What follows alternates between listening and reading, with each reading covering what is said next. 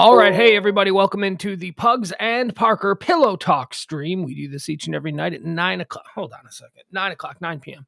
I gotta get my blanket. I just got out of the shower and I shaved my head. And gotta be honest with you, it's a little chilly up here in the comfort nest right now. Gotta get my blanket. Got my blanket. I'd like a cup of coffee. I can't have a cup of coffee at 9 o'clock. That is ridiculous. Oh, hey, Parker's here. Let's get him in here. There we go.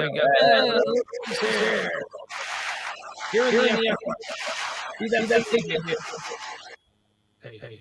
All right. Nope. Still not. No, I'm here. Yeah, but I'm getting. Oh, I'm doing the feedback thing. Sorry. There you go. It's fixed now. I had to hit the button again.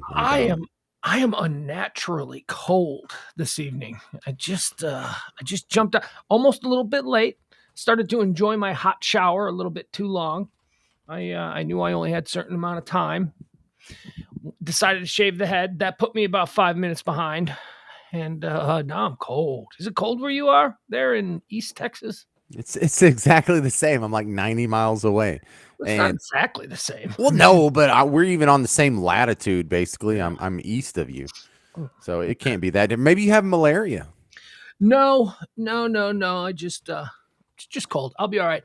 I didn't have my heat on, and it dropped fairly significantly in the last couple of hours. Let me see what is the temperature here now. What are we looking at? But you're positive it's not malaria, right? No, you didn't just get back from the Amazon or something. You can never be positive. Pretty sure it's not, though. Pretty sure we're good. Let me see, what is the temperature right now? 44. Well, that's nothing. That's not. Friends in Chicago are like, what? You realize it's 0 here. Okay. All right. That's why I'm not there.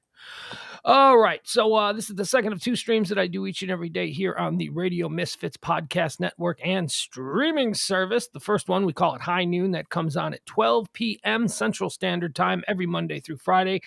That's more of a structured show. That show is all about current events, trending topics, things that are happening. I try to give you all the things that people are talking about so that you're not walking around in this world bumping into things. What up, DeBob? Good evening to you, sir. I'm not going to warm up. I got to warm up. I'm going to get up and turn the heat. The heat will kick in. The heat will kick in.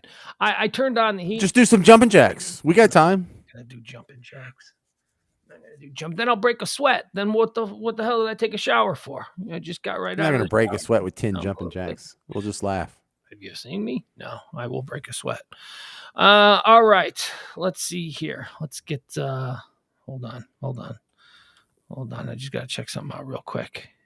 How are you, Parker? I'm okay, doing all right. I'm in an interesting spot, like personally speaking, because I have a little bit of scratch left over from when we sold the house. Help support our efforts with a tip. Pugs in the Venmo PayPal. I'm kidding. What am I going to pay myself here? Yes, exactly. You support by being you donate your time, and that is more than enough. We do appreciate it. Yeah, but I mean, what a loser have I been that I'm 44 years old, and this is the first time I've had significant disposable income. This is it. I never got like a $25,000 settlement from a former employer or an inheritance from anybody, this is it. And it does make me feel sad, but I'm really disappointed in myself that this is the first time I've been in this situation where I did what I did today. My truck started leaking oil. You can tell because it's dripping in the driveway, and then it smells, smells like burnt oil. Oh, yeah. And so I've been just kind of keeping it up, topping it off for the last about 2 months that this has been going on. Mm-hmm. And when all the money settled out from the house, it's like, well, I have money to go get this fixed. So I took it to the mechanic, and I said, listen, my truck's a 2006. It has an oil leak, but I bet you there's 10 things wrong with it. Can you just look over this whole thing, and whatever's wrong with it, let's get it fixed. Let's do it. Yeah. Papa's got some cash burning a hole in his pocket.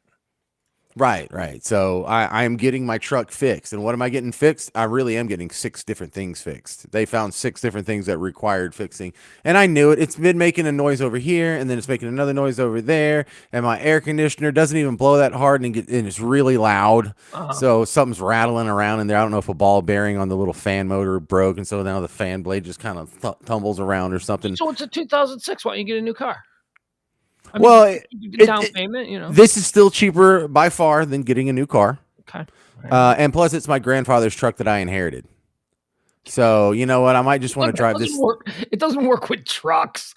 that works with watches and wallets and stuff like that. What? No, it's the closest thing I got. It's the one thing I got from my grandfather, and he was a cool dude. And it still has like, on the back of the truck bed, there's a little plastic bumper on the top, and his horses would come up and chew on it because it's nice and soft. And so there's like little horse bite marks, you know, from my grandfather's ranch on this truck. And I didn't mess with anything. The console has a top and a bottom. I haven't messed with the top. It still has his business cards and like this little stack of Post-it notes and the change he left there. Okay. I haven't changed the CDs in the radio player, except for it has a 6-disc changer in the front. Yeah. And I've only changed the first one. I've left the other 5 intact. What's he got in there? What's he rocking? Some Charlie Daniels band? Some very close. Willie Nelson's greatest hits. All right. And 2 CDs of Spanish guitar. Okay, very nice. He's the Hispanic one. He's the one that. He's your mom's dad. Yeah, his Spanish is his first language, but yeah, and then some. You got a sombrero? Was he that kind of Spanish? Did he ride around? Cowboy hats for sure. That's real Texican. I love that. I love when I see a real Texican with the blue jeans and the boots and the cowboy hat, and they're stuck in Dallas traffic. And I'm just like, you, sir, are legit. Yeah, and he dressed like I dressed today, like the plaid pearl snap shirts and jeans. I don't wear boots. You're doing it ironically, like you're in an alt hillbilly band. I mean, I'm doing it because like I am from here, and I just ended up in the city. Like that's there you go. It's not like I grew up in a 5th floor walk up in Midtown Manhattan, and I'm wearing a pearl snap shirt. I'm from the south side of Chicago. You don't see me walking around in sharkskin suits or Adidas zip-up sweatsuits.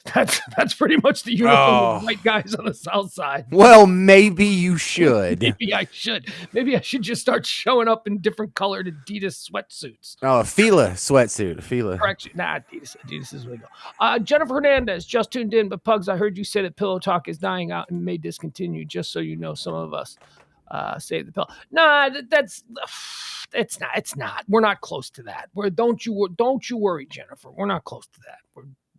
But the truth is if it comes to a point where one of these has to go, it'll be this one. It'll be this one, or it'll just be this one less regular. You know, it'll be just like a sporadic thing because I can do this whenever I want. The High Noon Show, I want to continue doing no matter what because I love doing that show. But don't worry, Jennifer. I didn't mean to scare anybody. It's not like we've got 4 shows. That's not a deal here. Go ahead. Continue with your lovely story about your grandpa.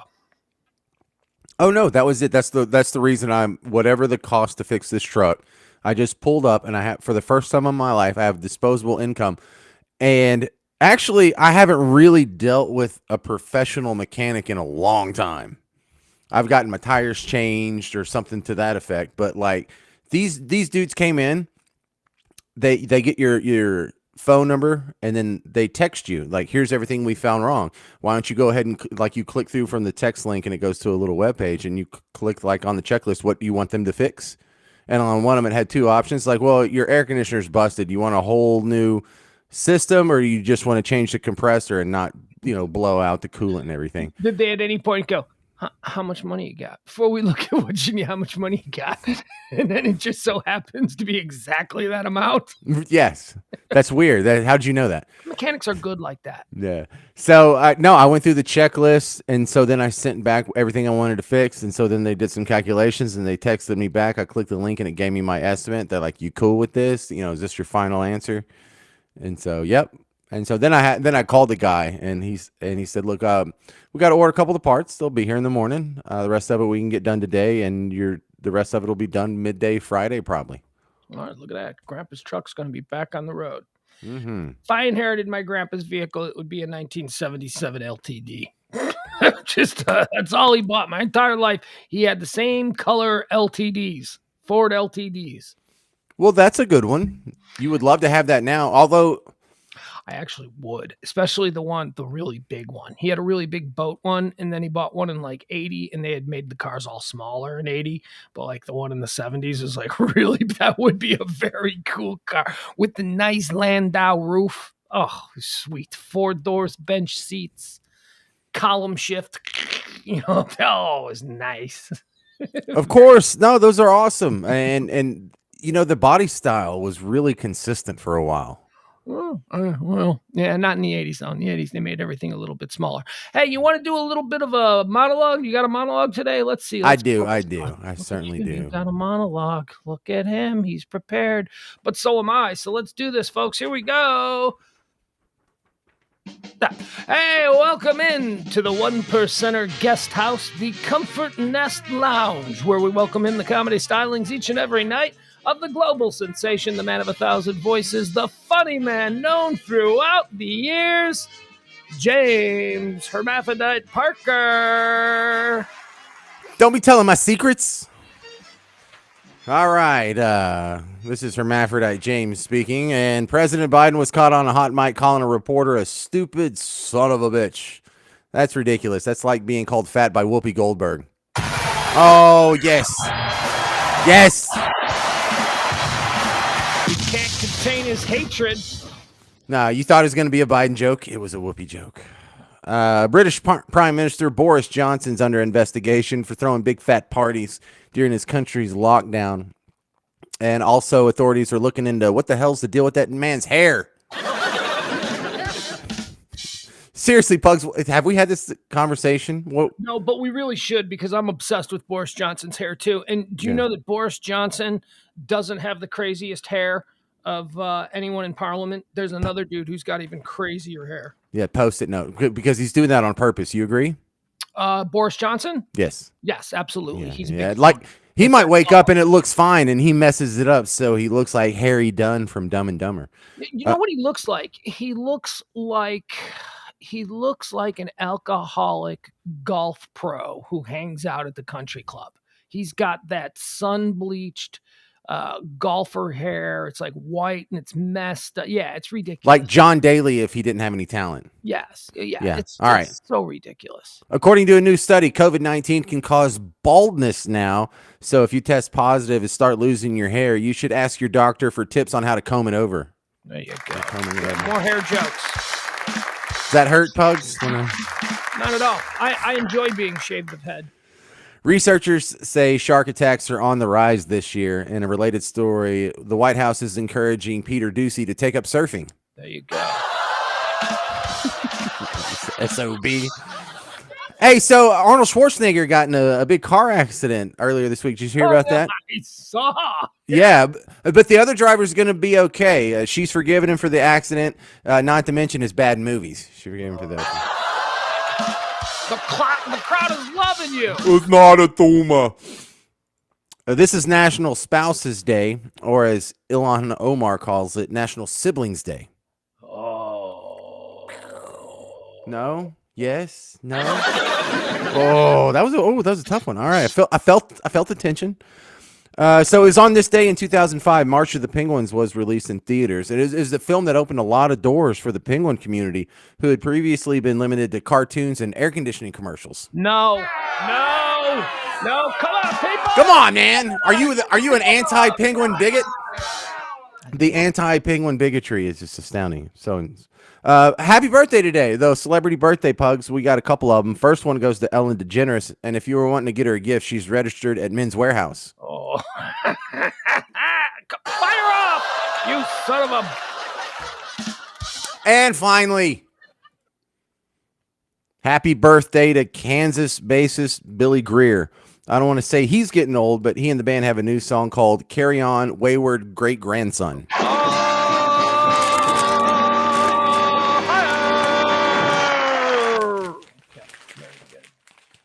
Very good stuff tonight, James Parker. Hey, how about a quick, where is it? There it is. All right. How about a quick moment of joy? Sure, why not? That's what we do every night. This one, I don't know. Is this a moment of joy? I don't know. It's it's a moment of holy balls. What the hell did I just watch? That's what I wanted to say when I saw it. Actually, it is what I said when I saw it. Here you go. James, do you enjoy drones? Do you enjoy images caught by drones? For the most part, I love that whole genre. Yes. I love the drones. Here you go. So this is a guy who took his drone out and he caught something weird. Gotta be honest with you. Oh boy, I need to make it bigger. You see the God, drone? these guys are so. Have you ever tried to fly one of these quadcopter drones?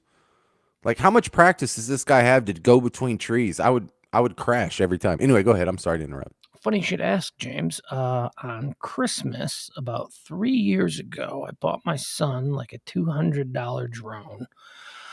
I thought it was super awesome, and really, let's be honest, I wanted to play with it. So I bought it and disguised it as a gift for him. So on Christmas morning, we get all the batteries all worked up, and I don't need to read the directions. I'm a smart guy. It's probably fairly self-explanatory.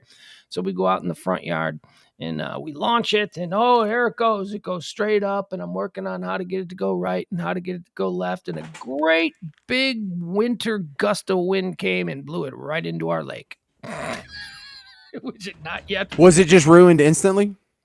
I haven't seen since. It since. The $200 drone lasted, well, he opened it, and then we were like, let's go play with it right now. So I'd say 15 minutes it was in our possession, unwrapped. And, that is the worst. That is absolutely the worst. Jesus. Yes. So yes, I do not know how to fly a drone.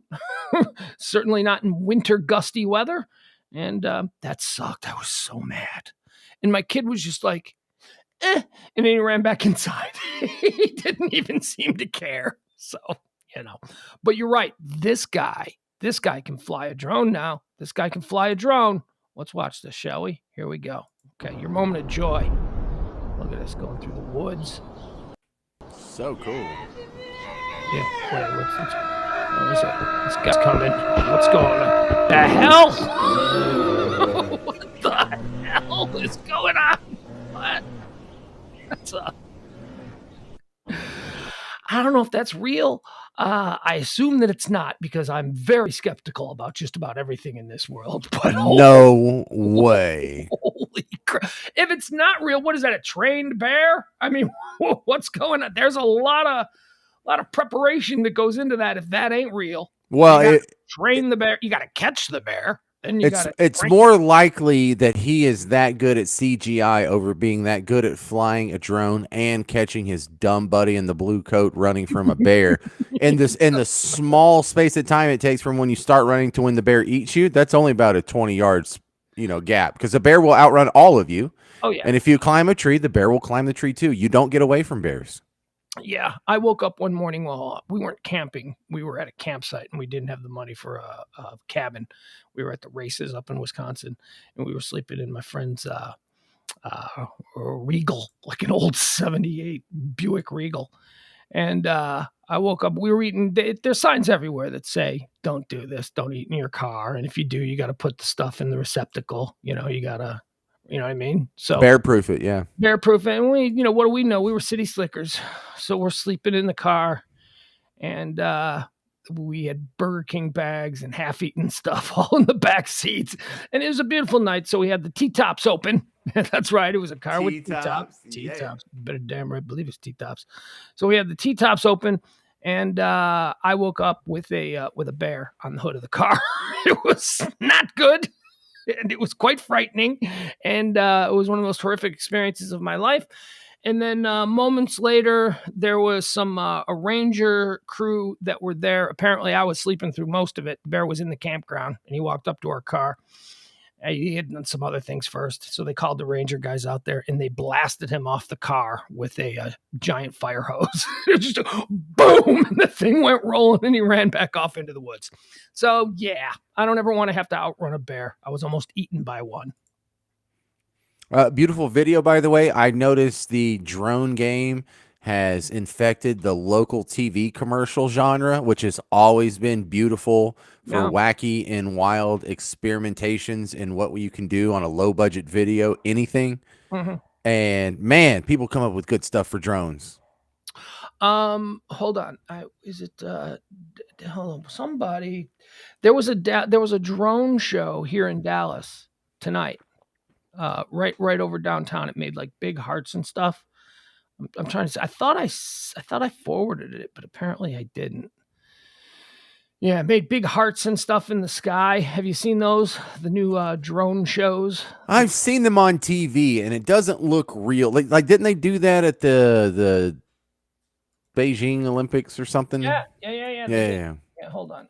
Let's see. I think it's this guy. Is it this guy? There was like a bunch of drones that lit up and it made like a hammer and sickle and then Is that what it did? I don't believe that's what it did. yeah, I think it said capitalism sucks. I can't find it now. Anyway, if somebody has that, send it to me. Man, there was some dude when I lived in New Orleans, whenever it was Jazz Fest, he would go up in his plane and he would write stuff, but it wasn't like eat at Joe's or go to Drago's or any. It was like what, Lorelai come back? Stuff like that. What was he doing? He would go up there and like the first time I saw him do it, it was right after Prince had died, and he made that little Prince symbol where it's like the tennis racket with the arrow through it. Oh, that's nice. Yeah, so that was cool, but you're like, who the hell would pay to get a guy to go up there in his airplane and, fart cloud a Prince symbol? And so then it kind of wisps away in a matter of minutes. Like the skywriting doesn't last very long. And so then he would write stuff like free hugs or respect one another or like kind of long stuff that took forever. And by the time he was done, like the first half of it was already wisping away. Sorry, I didn't realize there was so much noise here. That's all right. Here, this was over Dallas tonight. Those are drones. That looks so good. Doesn't and it? Huge. Yeah, and judging by where it is, that looks like that should be somewhere near the Park Cities Highland Park area of 75, where I reside. But if it's above you, you wouldn't see that. If it's right above you, you might see a straight line, even if you're looking in the right direction. Well, I didn't think it was directly above me, but I wanted to go out. Look at the window now. Nope, don't see it. I was like, oh, that's going on right now. I should get up and go look and see if I can see it in the sky. And I couldn't be bothered. I was like, nah. Window's far. Yeah, it really is. And besides, this is probably the best view of it. Imagine that is good. Those are all a bunch of drones with lights, and they're flying. And talk about somebody who knows how to fly drones, right? Nah, it's pre-programmed. It's AI, but yeah. Yeah, it's got to be all pre-programmed. If he was free-handed that, I'd really be impressed. But the AI is still impressive.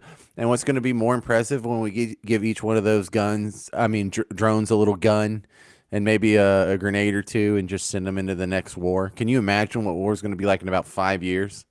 Like if Russia invades Ukraine, they're still going to be shooting each other with conventional bullets. But next time we get in war, we're going to have like a swarm of drones, like a beehive, making shapes over people and shooting them and doing all kinds of patterns. And it's going to be wild, man. It's going to be closer to a video game than what we're used to. It'll be a bunch of YouTube gamers in some CIA black op warehouse somewhere, just operating. Yeah, okay. They're going to be safe. They're not going to be anywhere near the.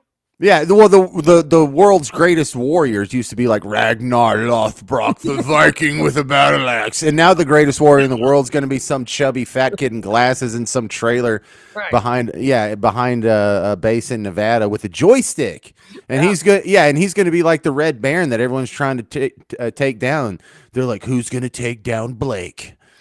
But there's like no. I mean, I understand there is a moral argument to that kind of warfare. I happen to think it's preferred because we're not going to be killing pilots. We're not going to be training these highly skilled individuals for years and years and then sending them up and they get blown out of the sky on the first time. And it's like, eh.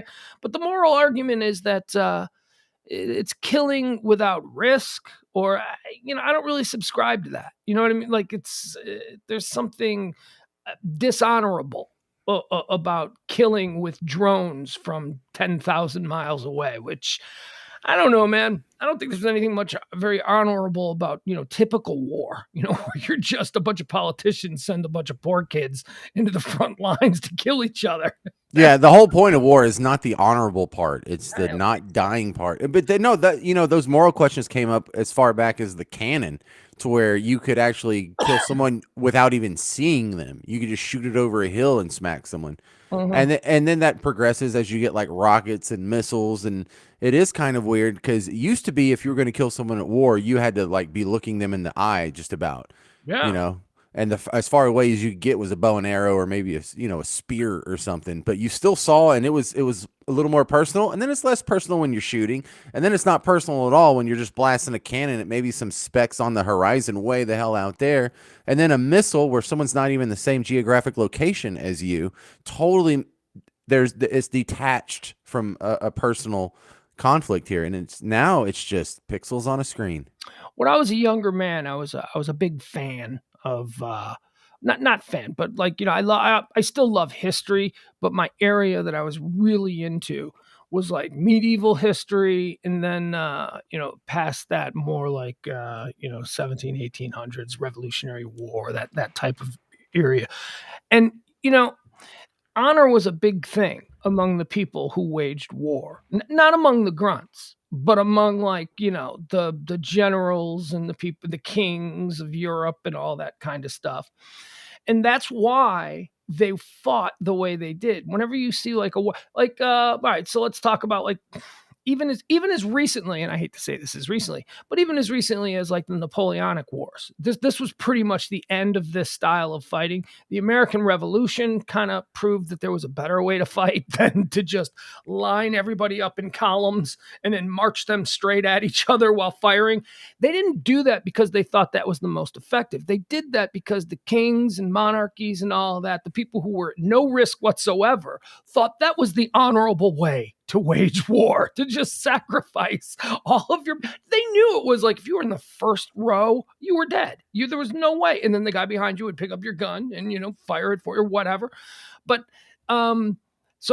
that's where like this sort of misguided concept that there is honor in battle came from. It didn't come from the people who are actually in the midst of the battle. It came from the people who were sitting on thrones who never broke a sweat, who would say to their cousin in Germany who they're going to war with, I'll march mine in, you march. It's like there was no regard whatsoever for the actual individual back then. So I don't believe there's ever been really honor in war. But it was us. It was the Americans who actually showed Europe that you can win a war by just being jungle guerrillas, by just Right. hiding behind trees and ambushing people. Right. I mean, your example stands, but the Napoleonic Wars happened after the Revolutionary No, War. right. What I'm But saying is, yeah. I said even as recently as the Yeah. Napoleonic War. Now, actually, that was going on as recently as the Civil War, and then somewhat in the Spanish-American War, but less so. But in the Civil War, they still lined up in columns and marched in the battlefield. That didn't stop until the widespread prevalence of the machine gun, and the last time people tried that was World War One. One guy with one machine gun could take out like 10 columns of dudes. Yeah, just hundreds of guys in a few minutes. And yeah, so the last time there was like the charge of a light brigade or whatever, World War One into that. That was when we said bye bye, no more horses in war. That's absolutely ridiculous. Everybody has a machine gun, huh? Kill the horse and the man falls. That was what was that? There's some quote. Never mind. Never mind. But there's some quote about that, about kill the horse. And Teddy Roosevelt refused it. Teddy Roosevelt wanted the honor of the horse. You talk about his Rough Riders and all of that. But he won. Of course, he beat a bunch of unarmed Spaniards, but in Puerto Rico. Yeah, good job. You got Puerto Rico. That's quite great. As valorous as I think history makes it out to be. But right. It got him elected president, so he sold it well, though. Right? He did. He really did. It's like I just took over South Padre Island. Okay, calm down. Right? It was really hard. Did they have weapons? Never mind that. I took over Puerto Rico. It's now ours. And here we are. Like, you're welcome. You're welcome. President me now. We still don't know what to do with Puerto Rico. We've had it for all this time. It's not going to be a state. So last night, do you have anything? You got anything you want to jump into? Yeah, always. Okay, well, if you want to jump into something, I'm prepared to go a little deeper because I've done my research now, and I talked to my friend who had a relationship. I wanted to expand on the Daryl Hannah conversation from yesterday and explain some things about Daryl Hannah that may not be as widely known as they are factual. Oh yeah, that Some she's research. she's borderline retarded, right? Jeez, that's a very rough way to put it. And that may have been the way I put it to you on the phone last night, but that is not the way I would present it here. She has what was diagnosed as severe autism as a young person. And we were talking, what were we talking about Daryl Hannah for yesterday? I don't remember. Daryl Hannah came up as my example of a true believer, like the environmentalists that aren't hypocrites. They're like Daryl Hannah, who live in like a tiny little house, and they poop in a box full of sawdust so they don't make pollution downriver or whatever they think's going on. And that was as opposed to like the Al Gores and Leonardo DiCaprios of the world, who live in a 26,000-foot mansion and have they have a yacht that's so big it has a little yacht. Yeah. Yeah. And then I blew that up by telling you that Daryl Hannah comes from an extremely wealthy family. Yeah, like a shipping magnate. And well, her father controlled like a bunch of shipping routes in the Great Lakes. And so her biological father had a whole lot of money. But then her mom married a guy by the name of Gerald Wexler, who is one of the biggest real estate barons in all of Chicago. So yeah, she comes from big money. She's from a suburb that's like super wealthy, where like the median income even to this day is like 180 grand a year. That's the median. That's the individual median income. That's like Highland Park. Yeah, no, it is. Yeah, it's very, very wealthy. Long Grove or something like that. I don't know. You could look it up. But so I have a friend who is a little bit older, and he worked in Chicago theater. Excuse me. And then he worked in Chicago radio. And I worked with him for a number of years. And one of his great claims to fame is that he dated Paige Hannah. Now, do you know who Paige Hannah is? Her sister? Yeah, Paige Hannah is Daryl Hannah's little sister, who is married to Lou Adler. You know Lou Adler, the super producer, rock and roll producer. He's the guy you always see him sitting next to Jack Nicholson at Lakers games. He's got the white beard and the crazy sunglasses all the time, and he dresses kind of funny. Anyway, that's Lou. I feel like I should know who that is. Yeah, look him up. You'll know him. The minute you look him up, you'll see the picture and you'll go, "Oh, I know that dude." He's like one of the most Lou Adler. He's one of the most accomplished record producers of the rock and roll era. You know. Oh, okay. Yeah, I totally have seen this face 1,000 times. Okay. Very famous, extraordinarily wealthy. So how old is the other Hannah chick? It's a 35-year age difference. Oh, her name's Paige, right? Paige Hannah? Yeah, Paige. Okay.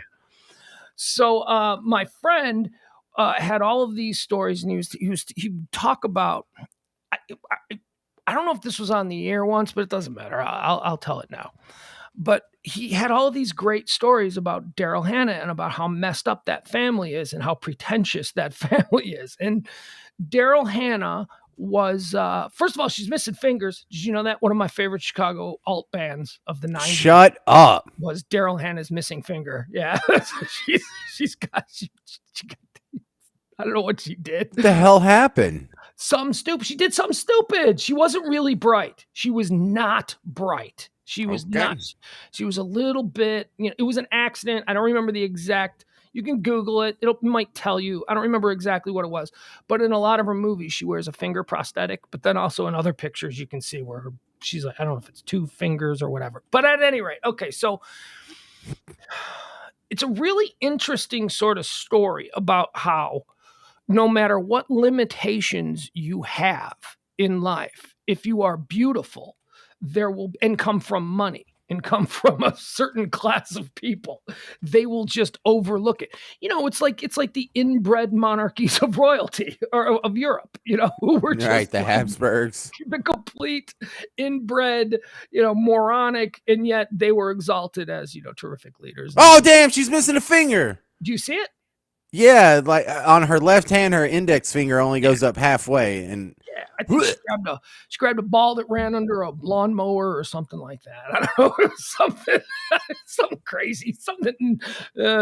At any rate, So when she was very young, she was having all of these issues, and not very young, but like 8, 9, 10 years old. And she was slow. She was failing all of her classes. So she started going to doctors, and the doctors diagnosed her as having severe autism, and they wanted to institutionalize her. They wanted to put her in a special. First, they wanted to send her to a special school for kids who are like that, and then they wanted to put her in an institution where she would get full-time round-the-clock care and maybe develop a little bit differently. But basically, they were told that don't expect much from her because her brain isn't all there. She's not. She's got some issues. So her mom, because her mom was rich, was so embarrassed by this because it got out into the community that her mom just took her to Jamaica for like 7 years. So they moved her down to Jamaica so that she would be out of the Chicago society, and the entire family at that point just concentrated on the other daughter, Paige. Like, okay, Paige will be the debutante, Paige will be this and all that. But what happened while she was in Jamaica was that she grew up and she turned into an unbelievable smoke show, even though she still had all of these kind of flaky, not all there all the time, doesn't really follow conversations, is difficult to have a conversation with her, all of these things. And okay, so that's the story on her background. Her mom just basically ignored the diagnosis and just said, well, she's really pretty now, so let's move back to Chicago society and I'll just reintroduce her. She'll get a husband. She'll get a good husband because look at her. She's 5'11" and blonde and beautiful. She's Daryl Hannah. She's gorgeous.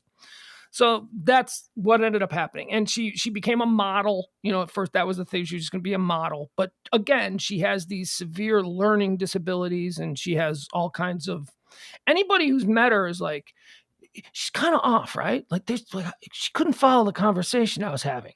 And there are just a number of stories that I was told about situations in her life. Like, for instance, one of the most interesting stories comes from Ron Howard, who cast her to play Madison, the mermaid in Splash. And she was brought in for the audition. And after the audition, Ron Howard was like, that's it. That's her. My God, she is a brilliant actress. I've never seen an actress so prepared to come in and play a character completely lost and bedazzled by the world before her. She is amazing. And she wasn't acting. That was just, funny, naturally dude. Kind of flaky and kind of like, oh, look at the world around me.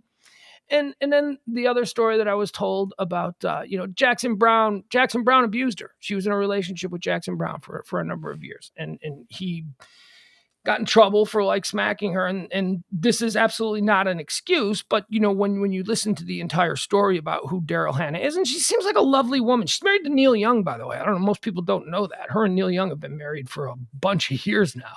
Was that Spotify thing her idea? Maybe. I don't know. It was misguided. You know what you should do? I have a good idea. Yeah. But the story with Jackson Brown was that he found her to be, he loved her. She's Daryl Hannah, and she was Daryl Hannah. I mean, she's a beautiful woman, and there's probably something very sweet and lovely about her. But he I don't know that he claims this, but this is the story that I got, that she was just very frustrating, that she used to frustrate him to no end. And so his frustration manifested in him raising his hand, which is absolutely despicable behavior, and screw Jackson Brown.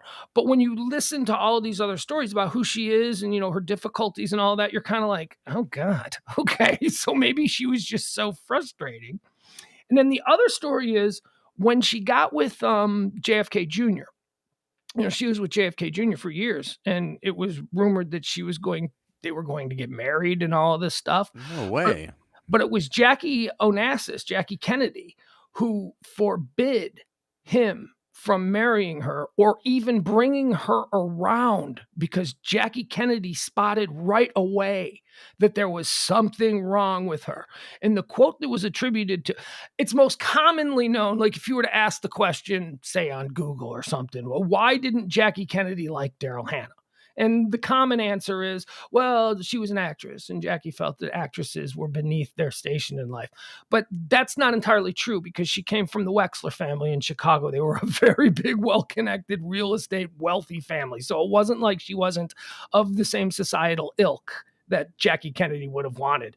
Okay.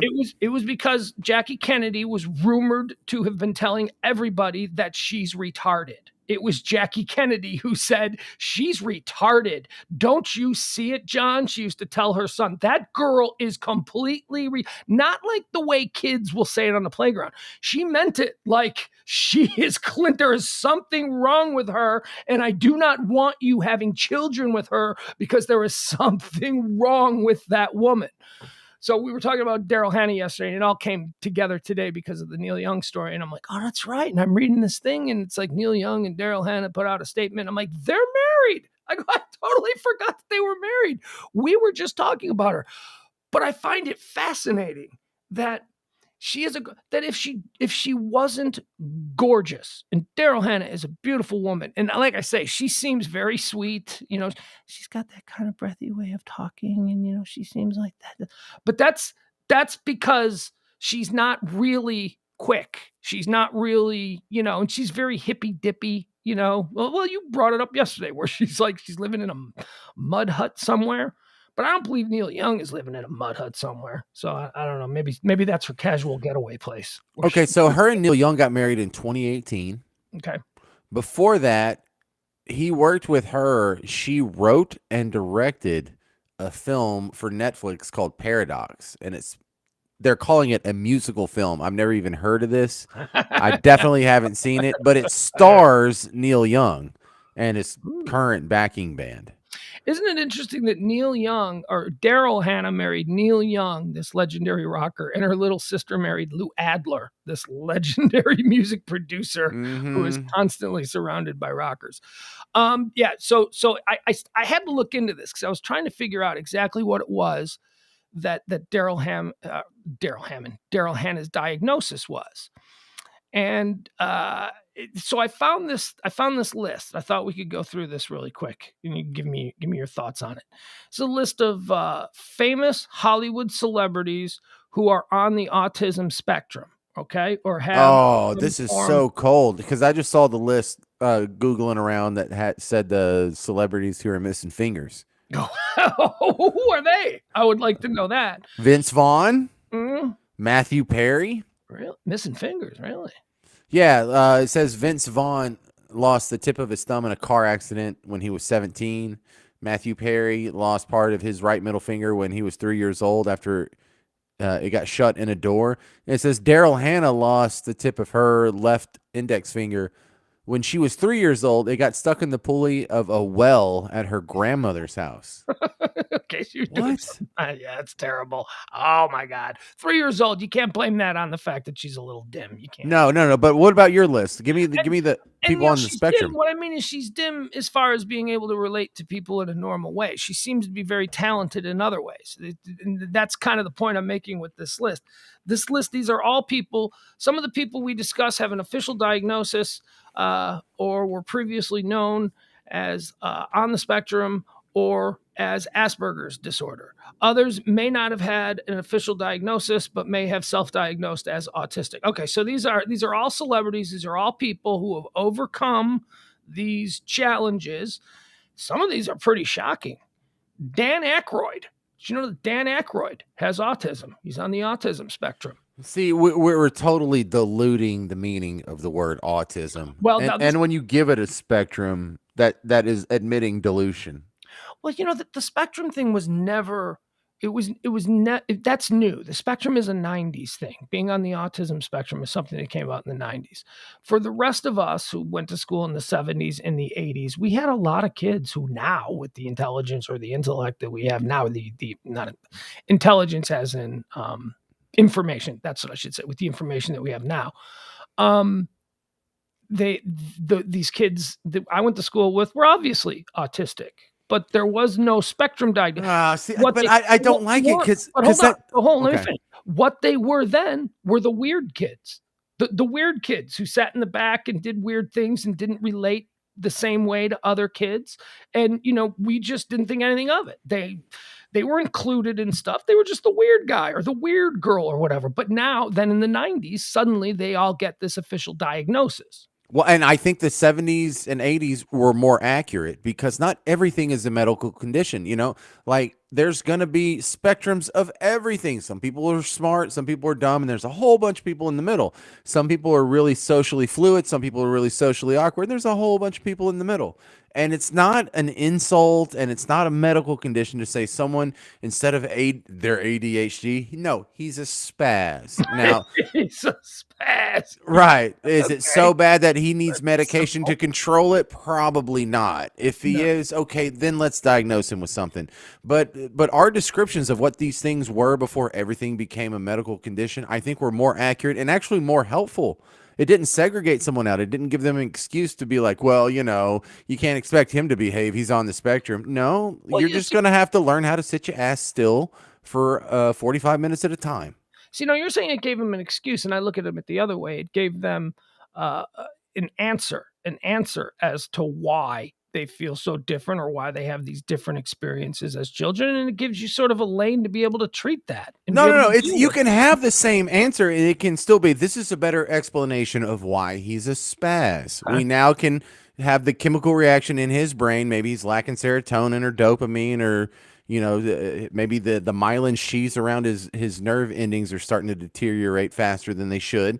But that explains why he is a spaz. He is still just a spaz, and he needs to learn how to deal with it. I have a very close friend who was always a little bit straight. Is Rob Barr in the chat room? I don't know if Rob Barr's in the chat. Rob Barr would know who I'm talking about. But I had this friend who was obviously on the spectrum, and he was just he was like one of my closest friends, and he moved away, so I don't really see him anymore. But there was no special treatment that he required. But now knowing what we know, it's like, oh God, yeah, he was so awkward, and he couldn't do so. He couldn't. It was just obvious. Talking about. I'm not going to even say their name, but Rob Barr knows. Rob, if you're in the chat room, you know who I'm talking about. Jeff Glenn, what's another interesting Daryl Hannah fun fact? CSN broke up over the fact that Crosby spoke frankly about Hannah. Love that. Thank you for sharing that, Jim. Probably. Because if that's true, that's fantastic. Dan Aykroyd. Aykroyd is a comedic actor famous for his acting role and writing in the movie Ghostbusters, released in '84. His restricted interests have included ghosts and law enforcement. He has been self-diagnosed as being on the autism spectrum. Albert Einstein. They say now we know a lot. Here's what we do know about Einstein. Einstein, as a child, was diagnosed as being retarded. They thought he was mentally retarded, and he Right. had to go to special schools and all that stuff. Look what he was able to do. Number 3, our girl, Daryl Hannah. Daryl Hannah pops up in the number 3. Yeah, Now, but Albert Einstein also smashed his first cousin. well, that's not. See, now we have an explanation for that. Let's see here. Daryl Hannah received an autism diagnosis as a child. She was extremely shy and paralyzed around people. She continues to be this way in her adult life, very fearful of the spotlight. Well, then she shouldn't be an actress. She probably shouldn't be an actress. One of her special interests was watching movies, which supported her career as an actress. So, yeah, that's the other thing about her. She used to lock herself in a room and just watch TV for like 4 days straight. And then she would come out and she would be able to like repeat word for word things that she saw on the TV. That's But great. you're so hot. Why aren't you going out to parties with boys? Because the Jeffersons were on, because I was watching. Anthony Hopkins is said to be on the autism spectrum. Heather Kuzmic, she's a reality contestant and top model. I don't know who she is. Tim Burton. This one you can see, right? Tim Oh, Burton. yeah. Tim Yeah. Burton, film director. Yeah, first off, is there a more perfect project to just occupy about a year and a half of an OCD person's time than tell them to make a feature-length claymation film? Because Nightmare Before Christmas, Yeah, sure. like you just have to get every detail perfectly correct and bend his arm and then take the picture. Okay, let's just go bend his arm just a little bit more and take the picture. Okay, let's just go bend his arm.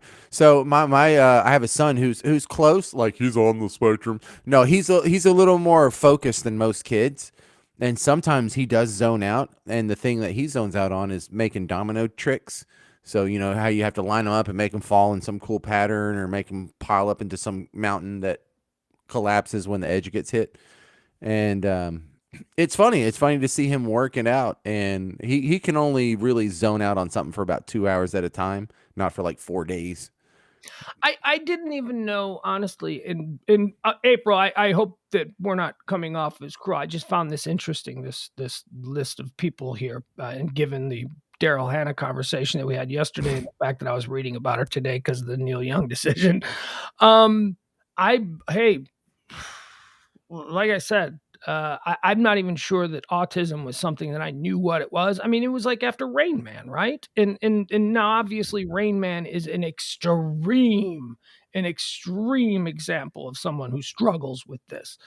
I mean, he was the Dustin Hoffman character was. I mean, I don't know what the spectrum means.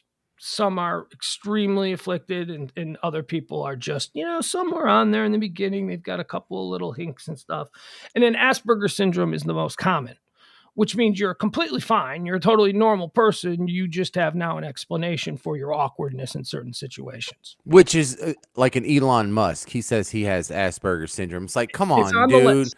You're He's like on the list. literally the richest dude in the planet. You're not awkward. You're killing it, right? Well, yeah, but you can still be really good in one area. You can be hyper good, hyper Right. But it's not, he doesn't have a syndrome. He doesn't have a medical condition. Being slightly more awkward, but exponentially more successful than everyone else on the planet. It's Well, not like maybe it's not as much of a malady or an affliction, but I think he certainly has a syndrome. I think he certainly has something. He's weird. He's awkward. That's not a syndrome. And look, just because you're not the coolest kid in the room doesn't mean you have a syndrome or you have some sort of mental condition. Rain Man has a mental condition. April's wrong. I do believe in mental illness.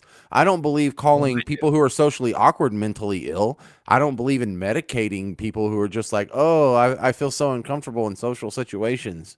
You know, and Bob's right. It's just overdiagnosed. It exists, but this whole spectrum thing opens up the door to moving the boundary on what is acceptable and what is excused in the wrong direction, and it's gone too far.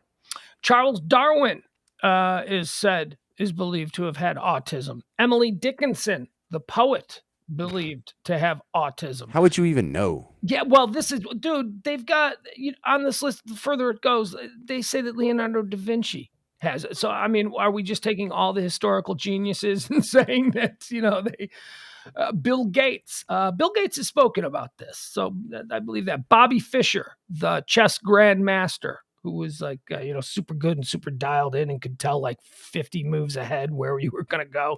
There's got to be an explanation for that because most normal people can't do that. Bobby Fischer could do that, but maybe he couldn't pick up a girl in a bar. You know what I mean? Like exactly. He doesn't need to be treated like a mental patient, though. He just needs to be pointed in the right direction. Michelangelo. Now, these people are silly. How on earth could you even know? No one even had a conversation with him in the current time, so stop it. 1475. Yeah. How do you? Well, this is a site for autism and all that. So they're going to lean into the positive, which is good, which they should. Sir Isaac Newton, Jerry Seinfeld. I didn't know about this one. Stop. No, but he's diagnosed. He admits it. He talked about it. Jerry Seinfeld, one of the most popular comedians of all time, openly recognizes himself as having autism, being diagnosed as a child. Autism spectrum disorder due to his history of social challenges that's always been present in his life, which also accounts for, he believes, his unique way of thinking literally and finding the humor. That actually kind of makes sense because Jerry Seinfeld's joke writing is pretty, what's the deal? I mean, he sees things in everyday life that the rest of us don't. And he says that it's because of this, touch of the awe, touch of, whatever it is that he has. Let's Elon Musk, Nikola Tesla, Leonardo da Vinci, Vincent van Gogh, Steven Spielberg, Alfred Hitchcock, Thomas Edison, Alexander Graham Bell, Benjamin Franklin, Henry Ford, Beethoven, Mozart, Bob Dylan, James Taylor, John Denver, Charles Darwin, Carl Jung, Lionel Messi, Samuel Clemens. Mark Twain. I was going to quiz you. I'm like, what's his real name? Oh, you were quizzing me. Oh, okay. Quizzing you. But you answered before I could. George Orwell, Jane Austen, and Charles M. Schultz. Hey, can we end with the audio clip I just emailed you? Yeah, what's the audio clip?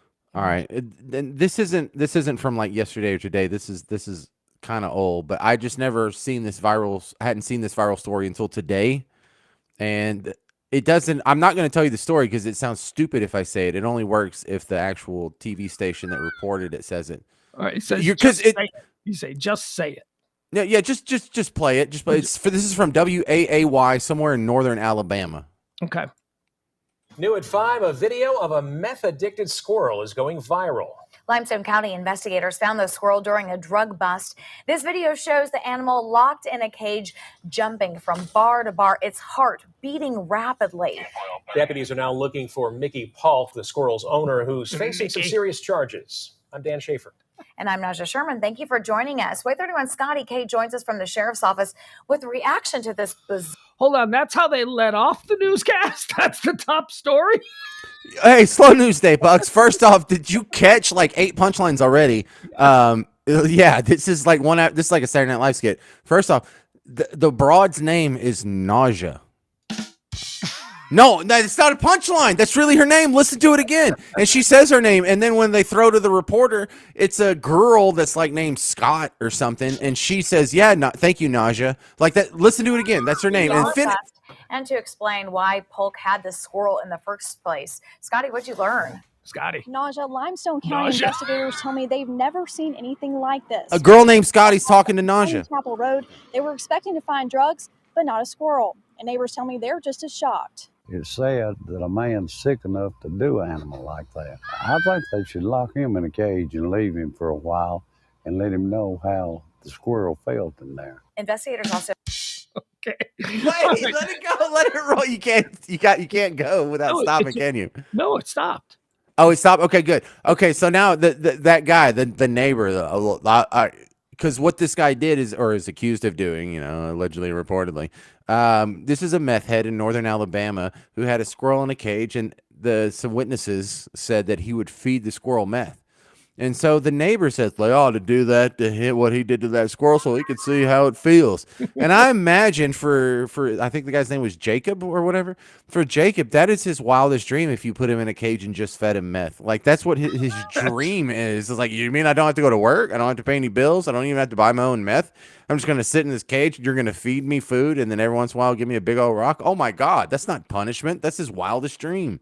A bit of intellectual inconsistency there. Or at least, he doesn't give a shit about humanity, but he cares more about squirrels because he thought it was disgusting what was happening to the squirrel, but was perfectly fine with doing that to a human being. Like, yes, that should be the punishment. This right. is so disgusting. Let's do it to you. I want to see that. I want to actually watch that. This is cruel and unusual. We should do it to a human. Yeah, no, that's a great point too. Speaking of meth addicted guys, so attack squirrels. Well, fuck squirrels, right? We all know that. I hate squirrels. So I went on my run after the show at 2:00. I did it, folks. I got 3 miles in. We'll work up. Good for you. No, three's good. Three's good. I sprained my ankle, and I used the sprained ankle as a way to not have to run for like 3 weeks, even though the ankle was fine after 1 week. So I'm back at it. I'm back doing the running. Dude, I'm telling you, it was like a Dr. Seuss. The things I saw on my run. So you're familiar with my area where I am, right? So I have 2 choices when I go out on a multi-mile run. My choices are Mockingbird or Lemon. No, I can run through the area up and down, up along Armstrong, and just gaze at the $30 million mansions that line Armstrong or Douglas or wherever, and that's always very nice, Or I can head out to Lemon and I can run up and down Lemon Avenue. And let me tell you something, man. The psychedelic freak show that is Lemon Avenue in the middle of the day. It's hard to believe that you got owners of NFL football teams. You've got, guys who own and run oil companies. They live here, and blocks from where they live is just the most repugnant display of human. Lemon Avenue. So here's what I did. So I ran up Lomo Alto and I got to Lemon Avenue and I made myself a right. So I was basically running Lemon Avenue all the way up to Inwood, right? So if you're familiar with this stretch, Okay, so I had to cross the street once because there was a guy standing in front of the Saints and Sinners tattoo parlor. He was standing on the corner of the street as cars were whizzing by, and he was flapping his arms like a chicken. He was wearing no shirt. He had long hair, white guy, probably about 25, 26 years old, long hippie hair. And every time a car would go by, he's like, what, like that. And I'm like, I'm running and I see this guy and I'm like, oh God. So I had to cross Lemon, right? I don't want to go near that guy. That guy's crazy. And and by the way, it's like, it's cold and he's wearing nothing but like cut off short shorts. Like, I think maybe he was a male prostitute, because he was got them booty shorts on and that's all. That's not a thing. It is a thing. Oh, yeah, man. I mean, in front of the Saints and Sinners tattoo shop, you think a whole lot of Saints have been in there? It's a dive. It's such a divey place, man. I mean, and literally on that block, you go 50 feet behind the Saints and Sinners tattoo shop. And I guess over there it's condos. But those are like $400,000 just to get in a 1-bedroom condo. Mm-hmm. I mean, yep. right on the fringe of Highland Park. Because a block away, you can't get a house for less than $2 million. I mean, it doesn't matter how big it is, but it's going to be $2 million. And it's so weird. So this guy's doing his thing. So I crossed. The dirt's $1 million. Then that's what you're paying for, James. You're paying for the dirt. You're not paying for the house that's sitting on it. So then I go to the racetrack and I'm going to stop at the racetrack. I'm going to buy a bottle of water. So I get into the racetrack and I see this girl. She has come out of the racetrack is a gas station. So she comes out of the racetrack gas station and she's got all of her things that she bought. She got a couple of cans of Modelo, she's buying the to-go 40s, and she's got them in a plastic bag and they're on top of the garbage can. Right when you walk out of the convenience store, there's a garbage can and she's crouched down and she's going through her purse and she's pulling all this stuff out of her purse. And I'm looking at her and I'm like, she's kind of hot. She's wearing tight jeans. She's wearing boots. She is decked out, man. She looks like she's going out partying on a Friday night. Long blonde hair, like the most beautiful long blonde hair. But it's weird that she's like, I'm like, does she not have a car? Why is she doing this on the garbage can? You know what I mean? Like, why are you? So that was a red flag. I'm like, there's something weird going on there. So then I get close enough to her and I get a look at her and it's a dude. It's a dude. Oh. It's a dude, It's the face was the dude's face. Just totally. And I'm like, I see what's going on. She's a transsexual prostitute. That's what's happening. So then I go inside and I buy my water and I'm now watching, right? I'm like, what's this girl going to do? What's she doing? She's just like hustling dudes here at the racetrack because they ain't going to last long. They're going to call the cops on her. No, she had a dude in a car, like a Subaru, and it was packed like just with bags and bags and bags, and it had New Mexico plates. And the dude is out of the car filling the car up with gas, and he's wearing like a giant, it's not a sombrero, it's more of like, but it's a big round hat, but it's it's like a big crazy sun hat, maybe like something an old woman would wear, like on Miami Beach. And he's dancing. Like he's pumping up the gas and he's dancing. So then the transsexual girl who I had pinpointed as a transsexual prostitute, she starts walking up to him and now they're dancing together. This is 2:45 in the afternoon on 11th Avenue, a block away from Jerry Jones's house. You know what I mean? It's like, and I'm just stunned by how weird this neighborhood is. Like, if the people who use that racetrack as their everyday racetrack are people who probably make 50 grand a day. You know what I mean? Like some of the people who live in this neighborhood, they make, 10, 20, 30 million. There are billionaires in this neighborhood. And it's just so bizarre. And I thought, this is the microcosm of America. It's just, we typically tend to think that, there's a buffer between where the mega rich live and then where just the craziest, lowest of the low, the people who are down and out. There's a guy shirtless doing this in front of cars. Then we've got a transsexual prostitute from New Mexico and her boyfriend in the Subaru having a dance party, right? 2:45 in the afternoon at the racetrack on a Wednesday. On a Wednesday. That's right. On a Wednesday. It was crazy. It was good. Jeez. So those are the things that I saw. And then I ran up to Inwood and I came back down. I couldn't wait to duck back in on West Side and get into like a normal neighborhood, or not even a normal neighborhood, like a super wealthy neighborhood. I couldn't wait to just get safe again. Back into Pleasantville. Yeah. Those were the things that I saw. So I saw some. So tomorrow when I do my run, I'm gonna stick to the 1%er neighborhood. I was actually frightened. I was afraid. No, you weren't frightened. See, Yeah, the thing is, nothing happens to you. You're not gonna get raped. Pretty girls get raped. They're not gonna rape middle-aged, pudgy guys like us. No, but we get stabbed for no reason because the guy balking at cars has a knife and he's delusional and he was twitching and then he went into his bag and he pulled out like a big blanket and he had like this blanket around him and he's still doing the bark at cars. And then when I left the racetrack after, I was kind of like spying on the New Mexico couple, the guy dressed the trans person and her boyfriend or whatever. Oh, and they were dancing. They were like, at first it was just dancing, but then it turned into like grinding, like they were grinding on each other. Oh, It no. was just not good.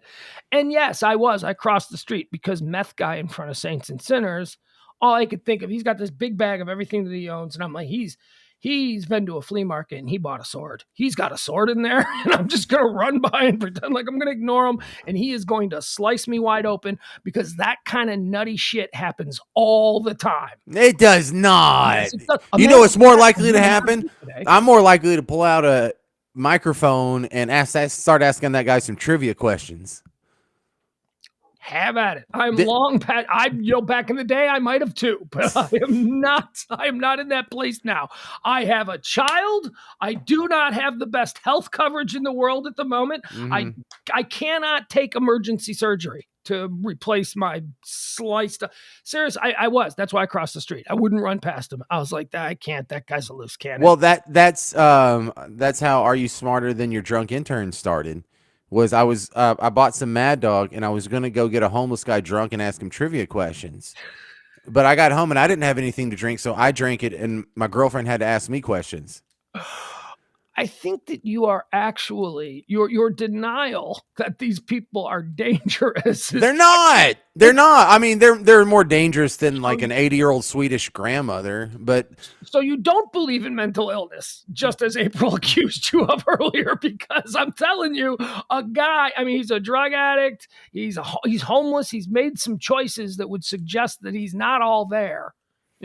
Right. But also 99.9% of these people are not, that they're harmless.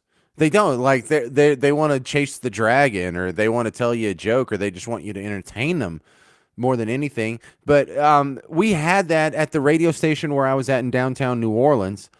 2 blocks away was this overpass to the big bridge that goes over the Mississippi River downtown. And it was always full of homeless people. They would pitch tents down there. There's probably 100 tents down there right now. And what a gold mine that is. If it was ever a slow day, we would just go out there with our phones and just start talking to homeless people about stuff. And it was like a regular basis thing. And I don't want to say I'm comfortable around them, but in all my years of doing that, like on slow days, let's just go ask them trivia questions. Or like one of our sponsors in New Orleans was Larry Flint's Hustler Club. And so he would like send us a big box of porn every once in a while. So you took me there to watch a UFC fight once. When I came down, remember? You took me to Larry Flint's Hustler. That is where I was introduced to John Bones Jones at the infancy of his epic run. But no, look, I have talked to hundreds of homeless people acting crazy under bridges and zero problems with it. Zero. Incredibly nice people for the most part. Incredibly humble people for the most part. And like the weirdest thing I ever did was I just noticed one guy wasn't wearing shoes one day, and my wife was with me, and she goes, "Why don't you give that guy your shoes?" And I was like, "I just bought these. These are my new Adidas." This guy shoes? Yeah, but you know what? She's like, "You have more shoes at home." I was like, "Oh, she got me." Yeah, I'm not going to do that. You know what I'm going to do? I'm just going to kind of stay away from them because I'm afraid of what is possible. And the way that I will help them is that I will vote for No. candidates that pledge to help their plight. No. But I'm not giving them my shoes, and I am not, not going to go hang out with them and ask I am. trivia questions. I'm hanging out with the drug addicts, the prostitutes, the homeless, the drunks. That's who Jesus told me to hang out with. Yeah, no, he didn't. No. He did. Jesus did not know what meth addiction was. Jesus did not know the kind of people that we have living under bridges today. They're still humans just like us. Thank absolutely goodness my chemical brain and the They're chemicals in my dangerous. brain did not seize on the various drugs that I tried. Could have been us. No, it couldn't have been. Oh, you didn't go through a coke phase ever? Well, that's not. I didn't go through a crack or crank or meth or ice or I've done party drugs and stuff. Yeah, but that's not where it started for them either. Yeah, they did. They just went straight to crack. They started doing it, of course, because that's the easiest to come by when you come from humble beginnings. You don't go straight to cocaine. You're living in a trailer park somewhere in West Texas. You don't go and do cocaine the first. You do crack. You start right out with crack, meth. You do all them dirty drugs. Those are the ones that they ruin your life. I don't think I'm worried about it because I think I could outrun them anyway. I can't. Well, yeah, you can. You're on a long distance run anyway. They'll make it about a block and they'll get winded. They don't work out. I was already tired. I was a mile and a half into it. There was no way that I was outrunning anyone. A bear, a human who's tweaking. Look, Bob's right. It's just motivation to run faster. Yeah, maybe it is. All right, you got anything else? I just want to hear me some John Hinckley. That's all. All right. Well, I'm not done. I'm going to do. I got a Nostradamus story that I was going to share with some people. So, but you can stick around or you can go. There he goes. All right. See ya. There he goes. He's out of here. James, Te amo. The show. We appreciate him coming by every night. All right. Hi, guys.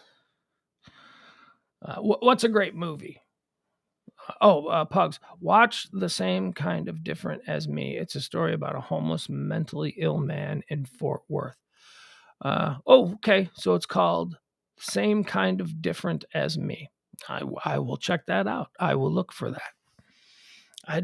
I wasn't, again, it's kind of hard because in the conversation that we were having, it may have come, I wasn't trying to shit on people with autism. The actual whole point of that was to show that, just because they seem a little bit different or awkward in social situation, it doesn't mean that you throw them on the trash heap of life. That's why I found that article and I was impressed by all of the people who are on the autism spectrum who were able to overcome whatever limitations they have in certain aspects of their life and then really kill it in other areas. And the homeless people think too. I don't have any ill will towards homeless people. My heart goes out to them.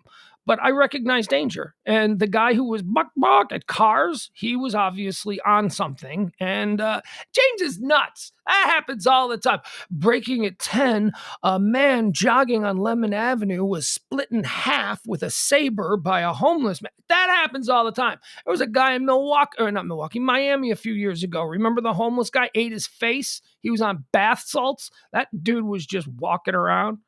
Tom says no, Parker was shitting on people with autism. I don't know that he was. I think that what he was saying was, I mean, he said that he feels it's overdiagnosed. And, I've heard a lot of people say that. But I don't know. I'm saying it wasn't diagnosed at all when we were kids. They were just the weird kids. They were just, oh, that kid's kind of weird. Yeah, well, now in the 1990s, it would be a different thing. It's a sensitive subject, so let's not keep making fun of it. I just thought it was interesting about Daryl Hannah, that Daryl Hannah has had this sort of, is that the dog? Oh, the stupid dog. You know what? I'm going to save this till CeeLo!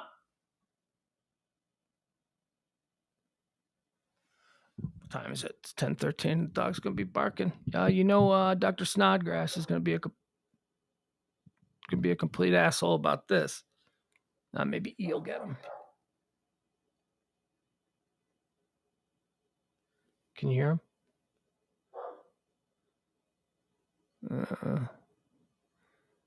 Wow.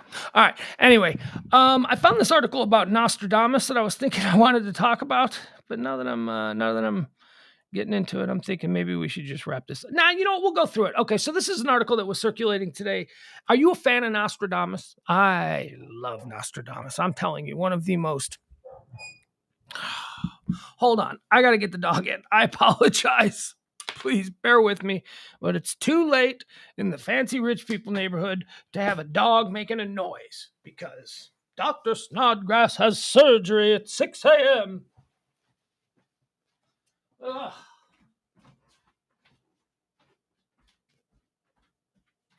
All right, let's go. Get in here.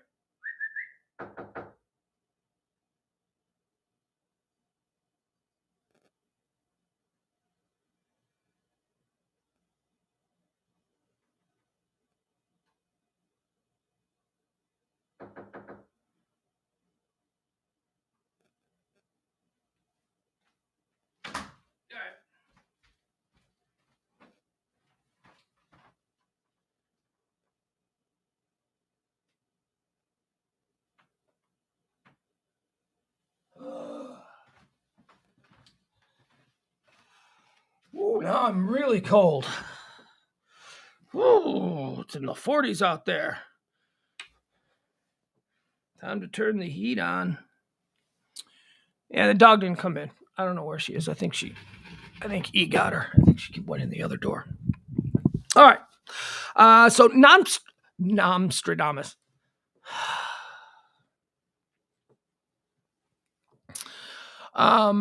My kid and I turned my kid on to Nostradamus. I don't know, about a year ago. Now he's like super into it. So whenever he runs across something about Nostradamus, we share it. And this is one of those times.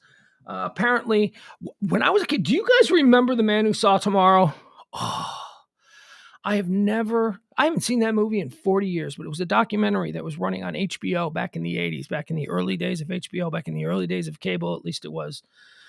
For me and my people, when we first got cable, that was one of the movies. The Man Who Saw Tomorrow was a documentary about Nostradamus. And it was the first time that I, at 12, 13, 14 years old, had ever heard of this guy. And it was very spooky. And just, I was a kid, so I was blown away by it all, and it all made sense. The whole, he wrote in one quatrain, that's someone from the Empire of Prussia. Prussia, not Russia. A Prussian leader would try to dominate all of Europe, singling out one group of people, and his name was Hitler. It's like the book is so Prussians, Germany. That's Germany. It used to be called Prussia, but that was the one that blew my mind as a kid.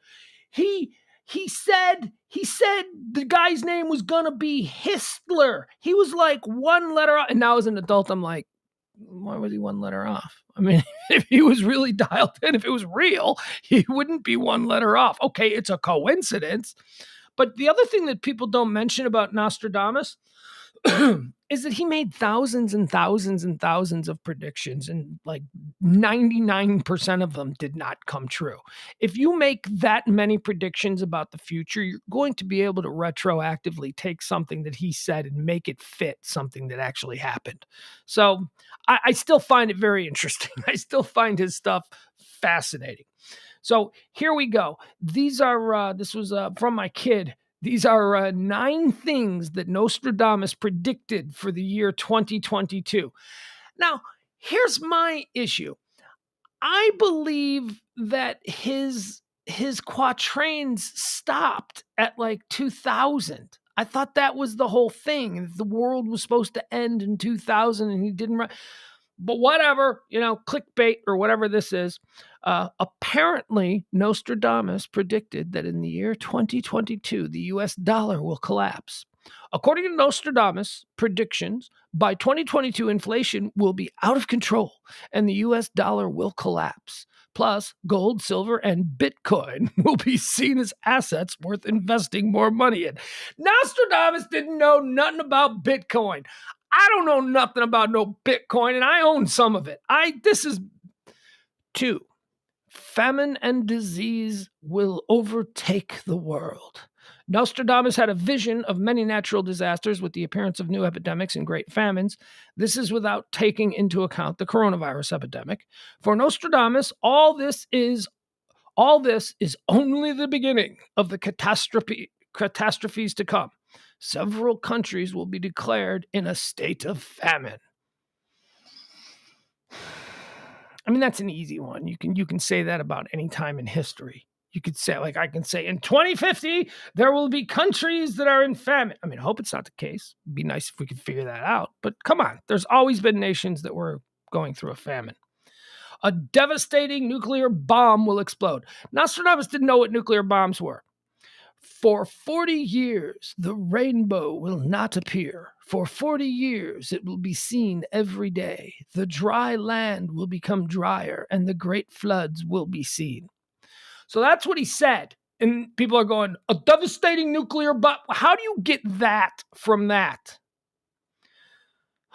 This has always been my problem with Nostradamus. And again, I'm fascinated by him. I think this stuff is fun, but it's also, you're making it fit whatever you want it to fit.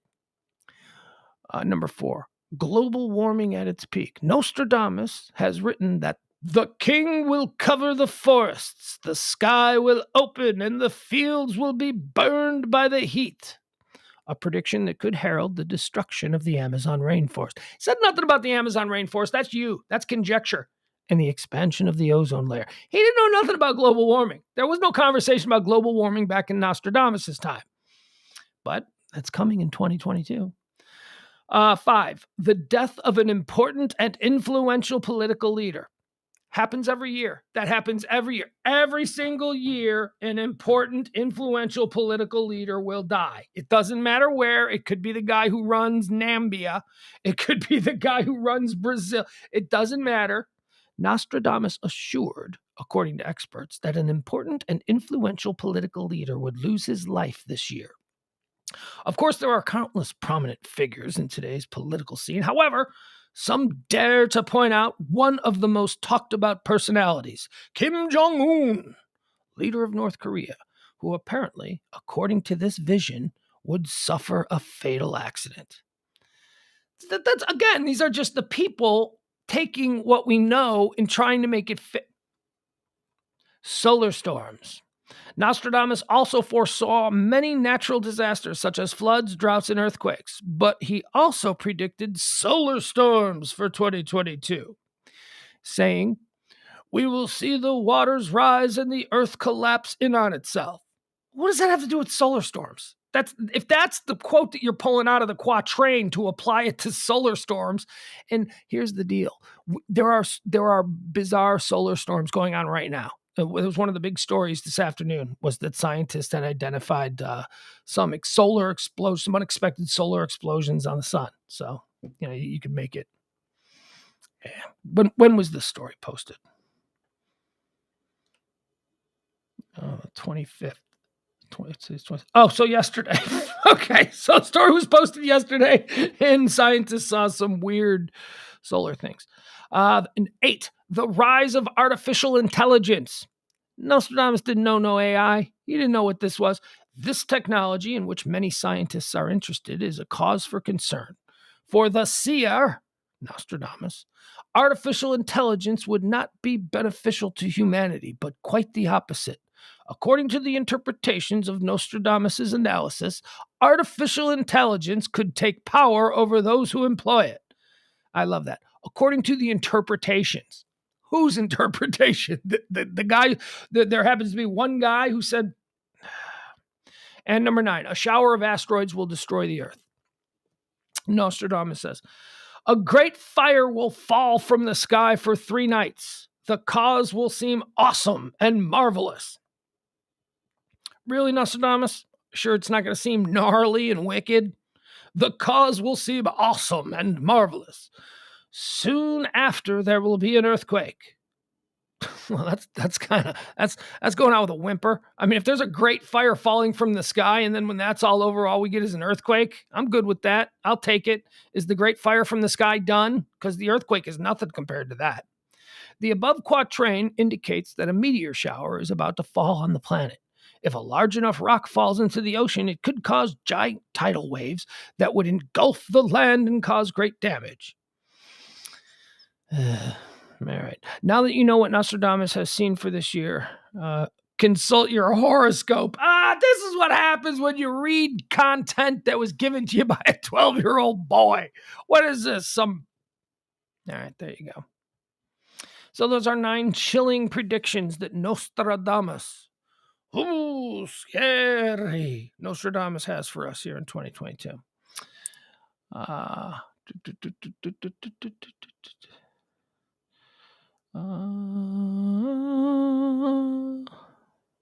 Yeah, we're all fans of Huge.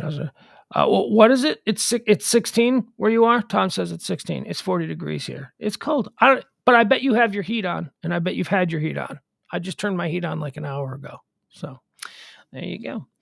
All right, what else do we have? Is there anything else today that we could talk about? Anything else we could get into?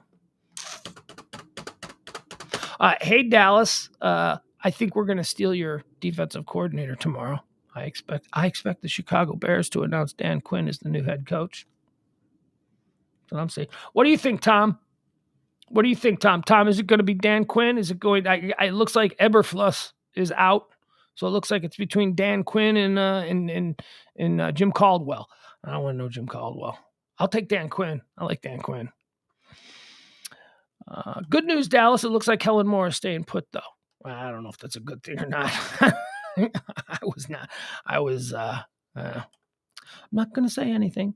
Oh, and then there was another thing I wanted to get into with James. We'll save this for tomorrow. But folks, I don't know if you're paying attention, but with Sean Payton deciding that he's going to step down, and then basically petitioning during his press conference yesterday for a job on network TV, he said that they asked him, "Would you go into TV?" And he said, "I really want to. Nobody, the opportunity hasn't presented itself yet, but I would love to go do some TV. Hopefully, someone will contact me."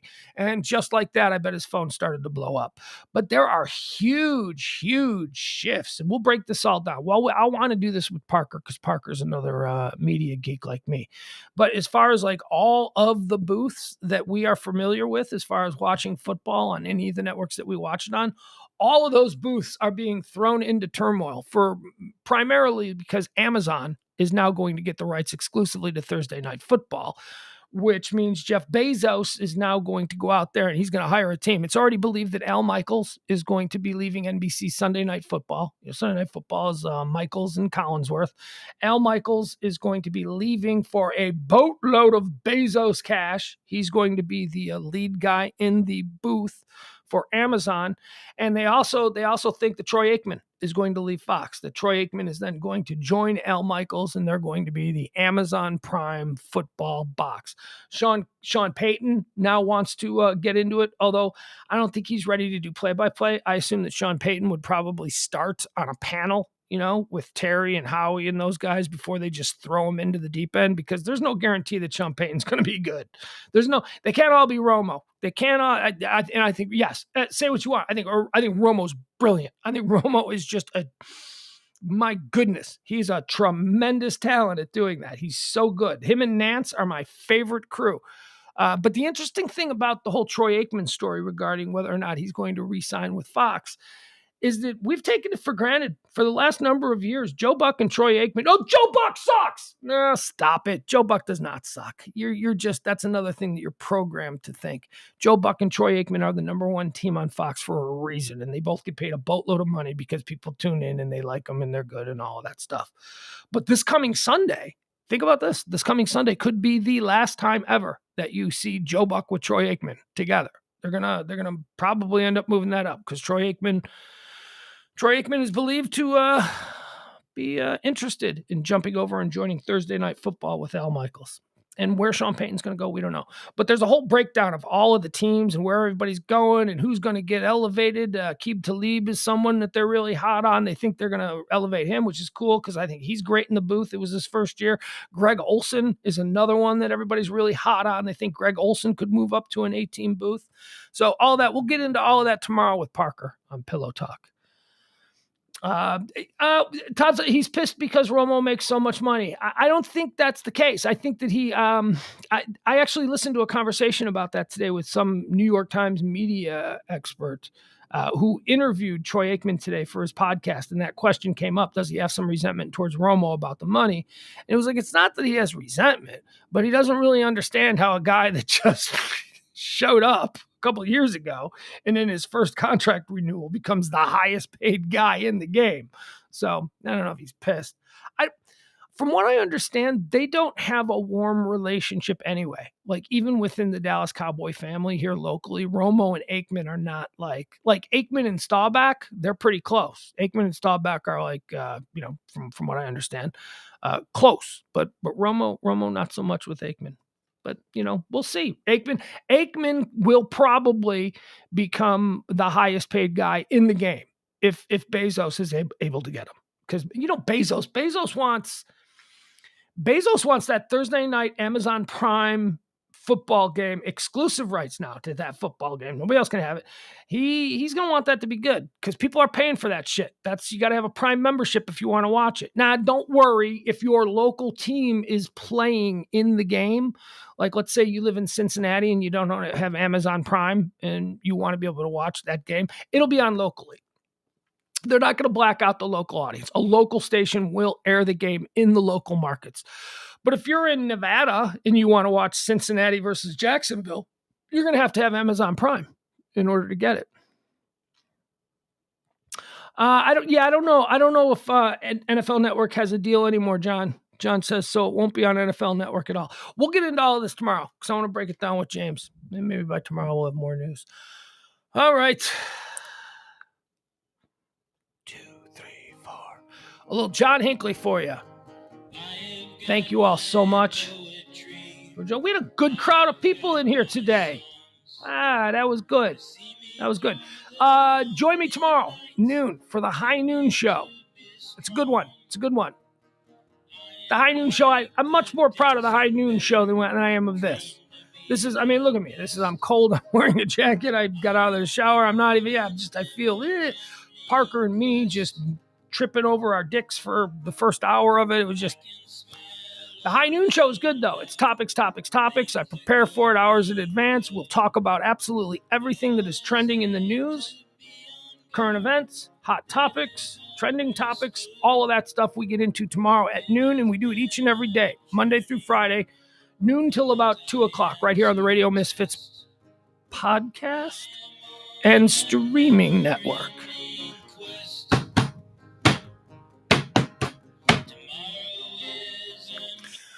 I'm going to go finish off this first half of the final season of Ozark now. I'm going to sign off. I'm going to go climb into bed. I'm going to get under the covers. I'm going to make sure the heat is cranking, and I'm going to finish off Ozark. That's right. I've knocked out 7 episodes in the last 3 days. And oh my God. Ozark is so good, you guys. It is so good. This season is so good. Ruth Langmore. One of my favorite characters in TV history. I love me some Ruth.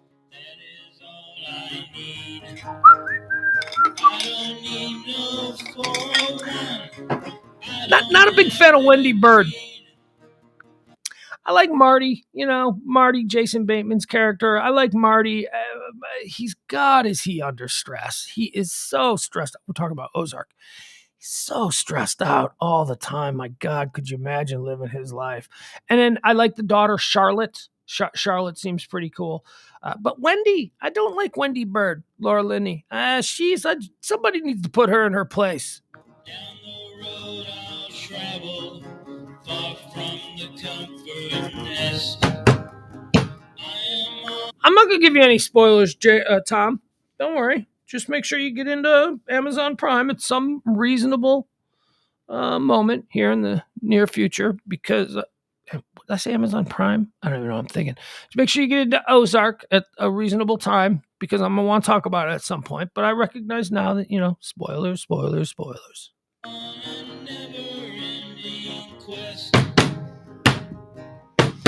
Help support the show if you can, coming towards the end of the month. So I'm pitching. You can do it in any way possible. You can do it by the Venmo. You can do it by the PayPal. You can do it by the Pugs Cash.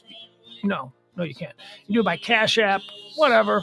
tip your bartenders, tip your waitresses, whatever you can. We appreciate it. It's how we fuel this thing. It's how we're able to put 2 streams together each and every day. If you can't, that's fine. If it's can't, I still love you. You're still aces with me. I get it. But if you can, help out. Also, you can help out by sharing. You can help out by sharing. You can help out by liking. You can help out by just spreading the word on the social platforms. Tell your friends. Try and build this up. We had a great audience in the chat room tonight. We had a much larger audience than we have had in weeks. So thank you. That was because you guys did it. I saw a bunch of you sharing stuff. All right, bye everybody. We'll see ya. Oh man. Oh goodness.